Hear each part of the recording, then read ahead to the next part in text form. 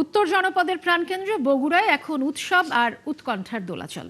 দীর্ঘ প্রতীক্ষার পর বগুড়াবাসী ফিরে পেয়েছে তাদের ভোটাধিকার প্রয়োগের সুযোগ।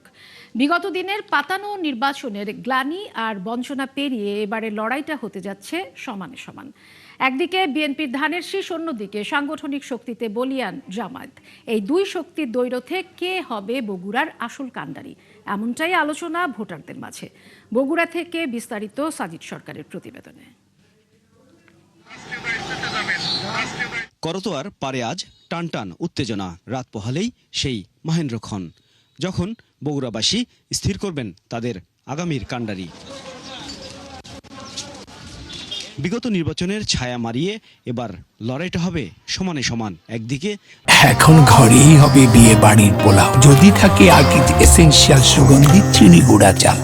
বিএনপির ধানের শীষ, অন্যদিকে দাঁড়িপাল্লার সাংগঠনিক শক্তি। মাঠ এখন কার দখলে তা নিয়ে চলছে চুলচেরা বিশ্লেষণ। দীর্ঘ 15 বছর ভোট দিতে পারে নাই। আগামীকালকে যদি সুষ্ঠুভাবে ভোট হয়, নিজে হাতে বোধহয় সিল দিতে পারবো আশা করি। প্রশাসনিক যে অবস্থান দেখতেছি, মোটামুটি আমার কাছে মনে হচ্ছে যে সুষ্ঠু একটা নির্বাচনই হবে। আমার কোম্পানিতে ছুটি দিয়েছে ভোট দিতে, আমরা খুশি হয়ে ভোট দেবো এবার।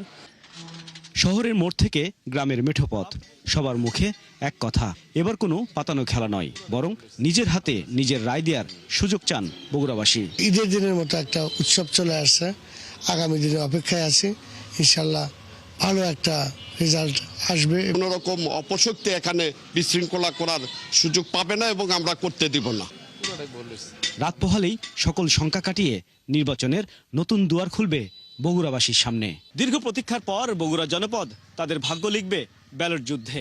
পাতানো নির্বাচনের গ্লানি মুছে ধানের শীষ আর জামায়াতের শক্তির পরীক্ষায় কার জয় হবে তা এখন বড় প্রশ্ন। আগামীকালে সূর্য কেবল আলো ছড়াবে না, বরং সাধারণ মানুষের তর্জনীর ছাপে নিশ্চিত করবে এই উত্তরের দুর্গে কার বিজয় কেতন উড়বে। সাজিদ সরকার, ৭১, বগুড়া।